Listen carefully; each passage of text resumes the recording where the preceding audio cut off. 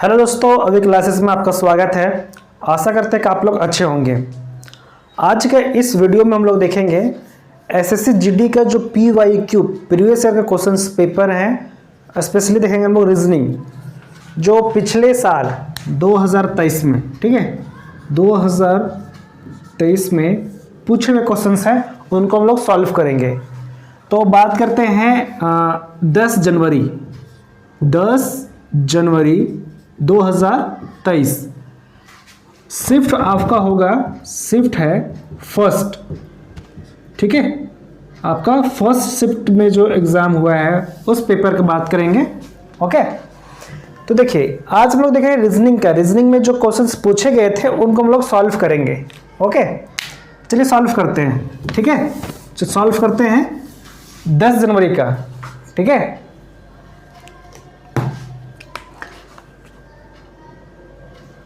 तो हम लोग क्वेश्चन देखते हैं, ठीक है।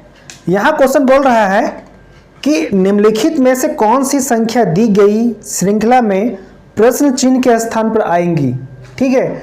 जैसे यहां पे दिया हुआ है 1, 6, 31, 156 और क्वेश्चन मार्क, और फिर दिया है 3906। एक क्वेश्चन दिया हुआ है, ठीक है। तो बोल रहा है कि यहाँ पे जो क्वेश्चन मार्क है, क्वेश्चन मार्क दिया हुआ है, यहाँ पे क्या आएगा, ठीक है। और यहाँ पे आपके जो ऑप्शन दिए हुए हैं, आपके ऑप्शन दिए हुए हैं, 4 ऑप्शन है, 781, 985, 1225 और 2125, ठीक है। 4 ऑप्शन दिए हुए आपके पास, ठीक है।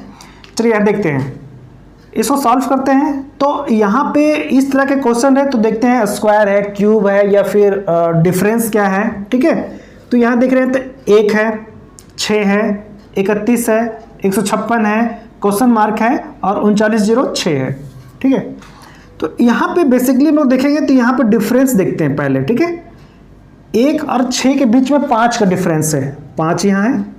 जबकि 6 से 31 के बीच में कितना का डिफरेंस है, 25, 6, 31, ठीक है। मतलब यहाँ 25 का डिफरेंस है, ठीक है। वही बात करें 156 और 31 के बीच में, तो 125 और 31 मतलब 156, तो यहाँ पे 125 का डिफरेंस है। फिर नेक्स्ट यहाँ क्वेश्चन मार्क है, यहाँ पे कितना का डिफरेंस होगा, ठीक है। तो देखिए क्या यहाँ देख रहेंगे तो 5 है, 5 का स्क्वायर 5 का स्क्वायर 25 हो गया, 25 का स्क्वायर 125 हो गया। अब 125 का स्क्वायर करेंगे तो आपका 625 आएगा, ठीक है, 625 आएगा। अब 625 में से 156 ऐड करेंगे, 156 ऐड करेंगे तो 6, 5, 11 के 1 हाथ बच गए, 5, 2, 7, 1, 8 और 6 और 1, 7, है ना।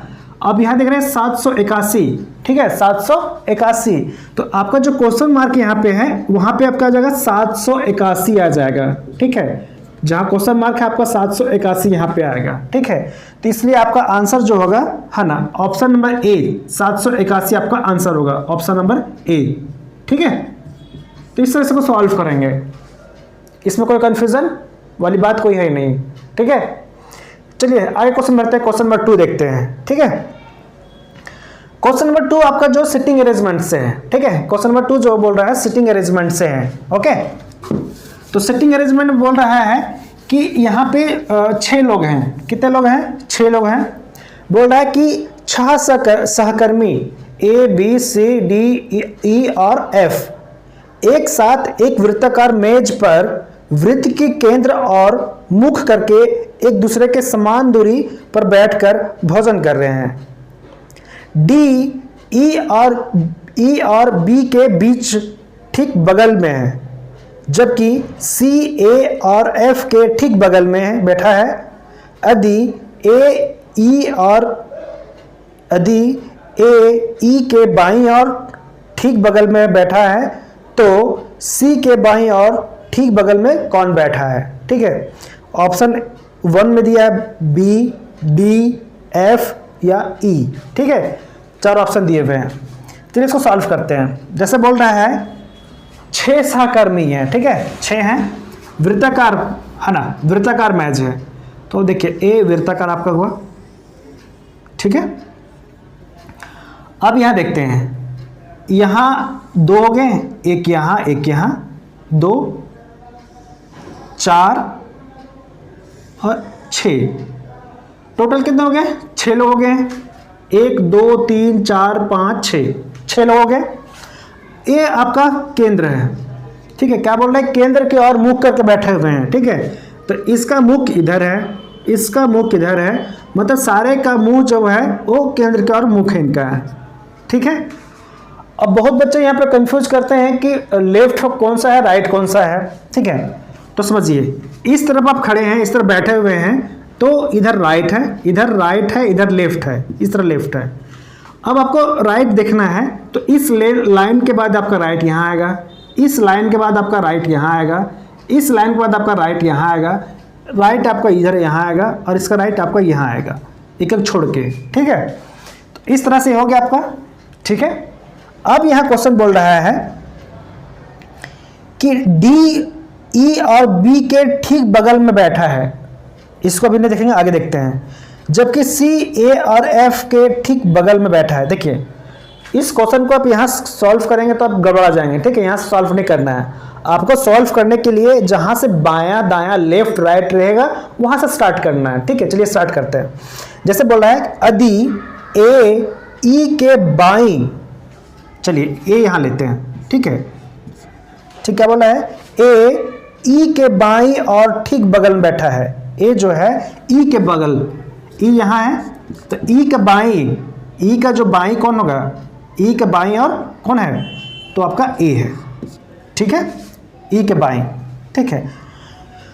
फिर बोला क्या है? ई बाईं हो गया। अब यहाँ देखते हैं, ठीक है। अब बोल रहा है डी, डी जो है ई और बी के ठीक बगल में है। डी जो है ई और बी के ठीक बगल में है। डी जो है ई और बी, डी जो है ई और बी के बगल में है। कौन बगल में है? डी। हो गया, डी बगल में आ गया, ई और बी के बगल में है, ठीक है। फिर बात करते हैं आगे। फिर बोल रहा है सी, ए और एफ के ठीक बगल में है। सी जो है ए और एफ, एफ यहां जाएगा और ए यहां है। इसके बगल में कौन है आपका?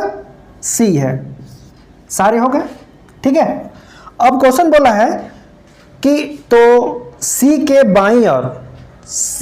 बाईं और ठीक बगल में कौन है? तो बाईं और कौन सा है? ए राइट इधर है, आपका लेफ्ट इधर है, तो इस तरह बाईं अब कौन है? एफ है, ठीक है। एफ है, तो इसलिए इसका आंसर क्या हो जाएगा? एफ हो जाएगा, ठीक है। जो आपका ऑप्शन नंबर सी आपका सही आंसर होगा। ऑप्शन नंबर सी में आपका एफ है, तो आपका आंसर सी हो जाएगा, ठीक है। यार सॉल्व करने में कोई कंफ्यूजन नहीं है। चलिए अगला क्वेश्चन देखते हैं, ठीक है। यहाँ ध्यान देंगे, यहाँ पे क्वेश्चन नंबर नेक्स्ट देख रहे हैं। उसमें बोल रहा है ए प्लस बी का अर्थ बी ए का पिता है, ठीक है। फिर ए हैज बी का अर्थ है बी ए की बहन है। A at the rate B का अर्थ बी ए का भाई है। यदि A at the rate B has C plus D plus E है तो ई ए से किस प्रकार संबंधित है, ठीक है। 4 ऑप्शन दिए हुए हैं। पहला ऑप्शन दादा, दूसरा ऑप्शन पुत्र, तीसरा ऑप्शन पिता और चौथा ऑप्शन है चाचा या ताऊ। चलिए इसको सॉल्व करते हैं, ठीक है। तो यहां बोल रहा है आपका क्वेश्चन क्या है कि ए प्लस बी का अर्थ बी का पिता है, ठीक है। तो आपसे क्वेश्चन जो बोल रहा है A at the rate B, A at the rate B has C plus D plus E तो है, तो ई जो है ए से किस प्रकार संबंधित है? किस प्रकार संबंधित है, ठीक है। इसको सॉल्व करेंगे। चलिए तो बात करते हैं A at the rate B, A at the rate B, ठीक है। A at the rate B, तो एट द रेट का मतलब यहां पर दिया है at the rate, A at the rate B का अर्थ है बी ए का भाई है। बी जो है ए का भाई है, बी जो है आपका ए का भाई है, ठीक है। तो ध्यान देंगे दोस्तों, ये आपका ब्लड रिलेशनशिप से क्वेश्चन पूछा है, ठीक है, रीजनिंग में ब्लड रिलेशनशिप, ठीक है। हमारे यूट्यूब चैनल पे प्लेलिस्ट बना हुआ है रीजनिंग चैप्टर, ठीक है, उसमें ब्लड रिलेशनशिप आपको बाकायदा बताया गया है, ठीक है, फुली डिटेल में बताया गया है, ठीक है। अगर आप देखें नहीं तो आप वहाँ जाकर देख सकते हैं, ठीक है। तो ये ब्लड रिलेशन मुख्यतः 3 टाइप का होता है, ठीक है, 3 टाइप का होता है, जिसमें से ये तीसरा टाइप है जिसमें समीकरण वाला होता है, इक्वेशन वाला होता है, समीकरण वाला होता है, ठीक है, इसे बोलते हैं इक्वेशन वाला, समीकरण वाला बोलते हैं, ठीक है। तो यहाँ पे देख रहे हैं समीकरण क्या दिया है कि a@b, इसका मतलब है b a का भाई है, b जो है a का भाई है। उसमें आपको बताया गया है रीजनिंग में कि जब मेल होगा तो मेल को प्लस से डिनोट करेंगे, मेल को प्लस से करेंगे, जबकि फीमेल को माइनस से डिनोट करते हैं, ठीक है। तो यहाँ क्या बोल रहा है कि b a का भाई है, तो भाई है मतलब ये प्लस डिनोट किए, ठीक है। और a के बारे में बताया नहीं गया है, ठीक है, a के बारे में बताया नहीं गया कि मेल है या फीमेल है, ठीक है। आगे बढ़ते हैं, ये क्या है, ये भाई है, ठीक है। अब नेक्स्ट आगे बढ़ते हैं, ये डैश है यहाँ पे। अब क्या बोला, BHC, तो यहाँ BHC का अर्थ होता है B A की बहन है, B A की बहन है। तो यहाँ B नहीं देखना है, यहाँ पे C दे आएगा पे, ठीक है, B यहाँ नहीं, यहाँ पे C आएगा, ठीक है, क्योंकि B और C के मतलब एस्पेक्ट में बात हो रही है, ठीक है, B एस्पेक्ट C के बात हो रही है, ठीक है। तो हैज़ का यहाँ पे क्या हो जाएगा, हैज़ का मतलब हो जाएगा कि B A की बहन है, ठीक है। तो बहन कहने का सेंस मतलब C यहाँ पे, B नहीं है, C यहाँ पे बहन है, ठीक है। तो C यहाँ पे बहन है, C यहाँ बहन है, मतलब ये क्या है, फीमेल है, C क्या है, फीमेल है, ठीक है। यहाँ तक समझ गए। आगे बढ़ते हैं, फिर नेक्स्ट यहाँ पे है C+D, प्लस का सैंपल देखना है, प्लस में क्या बोला गया है। तो प्लस में यहाँ पे बोला गया है A+B का अर्थ होता है B A का पिता है, ठीक है। तो B यहाँ पिता नहीं है, यहाँ पिता जो होगा कौन, D होगा, ठीक है। मतलब यहाँ पे D पिता है C का, ठीक है, तो पिता ऊपर आएगा, ठीक है। तो D यहाँ पिता है, प्लस सिंबल है, ठीक है, पिता है। फिर नेक्स्ट बोला है प्लस, फिर प्लस है। अब यहाँ A+B का होता है B A का पिता, मतलब E D का पिता है, ठीक है, E है D का पिता है, ठीक है, A इनका पिता है, ठीक है। तो यहाँ जो बोला था कि A जो है E से किस प्रकार संबंधित है, ठीक है, A जो है E से किस प्रकार संबंधित है, तो ध्यान देंगे यहाँ पे A B और C तीनों क्या है, आपस में भाई बहन है, तीनों आपस में भाई बहन यहाँ पे हैं, ठीक है। और C का पिता कौन है, C का पिता कौन है, D है, ठीक है, तो इनका भी पिता है, ठीक है। और ये पिता का पिता कौन लगा है, दादा, ठीक है, कौन लगा है, दादा। तो A का भी दादा, B का भी दादा और C का भी दादा। तो आपसे जो क्वेश्चन पूछा है कि A से संबंधित क्या है, ठीक है, तो A का कौन लगेगा, E दादा लेंगे, ठीक है, दादा, ठीक है। इसलिए इसका आंसर क्या हो जाएगा, दादा हो जाएगा, ऑप्शन नंबर A, दादा, ठीक है। कोई समझने में कोई कंफ्यूजन ना हो, ठीक है। चलिए अगला क्वेश्चन देखते हैं। दिए गए समीकरण को गणितीय रूप से सही बनाने के लिए किन 2 गणितीय चिन्हों को परस्पर बदलना चाहिए, ठीक है। चलिए यहाँ पे देखते हैं, जैसे यहाँ पे दिया हुआ है आपका 42 plus 16 divide 7 minus 36 into 16 equal to 76, ठीक है। तो यहाँ पे ये आपका समीकरण दिया हुआ है, तो इसमें बोला है कि 2 चिन्ह को किसको बदलेंगे कि आपका 76 आ जाएगा, ठीक है। तो चलिए देखते हैं, पहला आपका ऑप्शन में है, पहले गुना प्लस है, ठीक है, पहले गुना और फिर प्लस है, ठीक है। 2 चिन्ह को बदलते हैं, ठीक है, 2 चिन्ह को बदलते हैं, ठीक है, परस्पर बदलते हैं। जैसे यहाँ पे है 42 है, यहाँ पे प्लस है, ठीक है, प्लस की जगह पे गुना करते हैं और क्या है, प्लस यहाँ पे करते हैं, ठीक है, यहाँ पे प्लस करते हैं, ठीक है। अब इसको सॉल्व करेंगे, जैसे 42 गुना 16 भागा 7 डिवाइड हो गया माइनस 36 प्लस 16, मतलब जहाँ गुना था वहाँ प्लस कर रहे हैं और जहाँ प्लस था वहाँ गुना कर रहे हैं, आपस में इंटरचेंज। ठीक है, सच्छक 42, ठीक है, सच्छक आपका 42 हो गया है ना। 16 छक 96 माइनस 36 प्लस 16, ठीक है, 96 और 16, 6 6 12, 12 के 1 हो गया आपका है ना, 9 1 10, 1 11, 112 माइनस 36, ठीक है। तो यहाँ पे कितना हो जाएगा, यहाँ पे 12 में से 6 गया तो 6 बच गया, अब यहाँ बच गया 10, 10 में से 3 गया तो यहाँ बच गया 7, तो आपका हो गया 76, मतलब ये आपका सही है, मतलब आपका ऑप्शन नंबर जो ए है आपका सही हो गया। ठीक है, इसलिए इसको सॉल्व करना है। चलिए नेक्स्ट क्वेश्चन देखते हैं। अगला क्वेश्चन बोल रहा है कि एक निश्चित कुट भाषा में कार्ट लाइट को स्ट्रॉ हैंडल के रूप में कुटबद्ध किया जाता है, प्लग लाइट को टोज हैंडल के रूप में कुटबद्ध किया जाता है और कार्ट प्लग को टोज स्ट्रॉ के रूप में कुटबद्ध किया जाता है, तो कार्ट के लिए कौन सा शब्द होगा। ठीक है, चलिए यहाँ पे तो ध्यान देंगे, यहाँ पे क्या दिया है, कार्ट लाइट को स्ट्रॉ हैंडल बोलाता है, cart light CART, cart light क्या बोला जा रहा है इसको,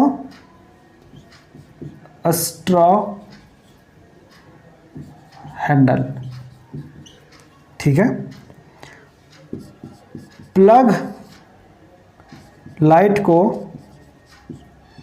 बोला जा रहा है टोज हैंडल। फिर नेक्स्ट है टोज हैंडल को बोला जा रहा है